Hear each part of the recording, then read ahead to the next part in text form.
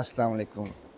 आईबीएफटी बनाना, पैसे ट्रांसफ़र करना, jazz cash से इजी पैसा से, इजी पैसा से जैज़ कैश रिटेलर, इजी पैसा रिटेलर, ये सब मालूमात जो है ना मैं आपको प्रोवाइड करूँगा क्योंकि मैं खुद रिटेलर हूँ। लास्ट मैंने वीडियो बनाई थी तो आप लोगों ने बड़ी पसंद की है वो, और काफ़ी व्यूज़ आ रहे हैं उस पर कि how to transfer money from Easypaisa to JazzCash retailer SIM. वो आप लोगों को समझ आ गई है। अगर किसी को समझ ना आई हो तो मेरी पिछली वीडियो देख सकता है। अब आज मैं आप लोगों को सिखाऊंगा कि हमने जैज़ कैश बिज़नेस से एक अकाउंट होता है, जो रिटेलर है उनको पता होगा कि जैज़ कैश बिज़नेस से इजी पैसा रिटेलर सिम में पैसे किस तरह भेजने हैं। ये बड़ा हॉट केक है क्योंकि अक्सर लोगों को नहीं पता होता कि ये कैसे भेजने हैं। मैं आपको बताता हूँ। इजी पैसा क्योंकि टेलीनॉर वालों का है तो टेलीनॉर माइक्रो फाइनेंस बैंक पे आपने जाना है।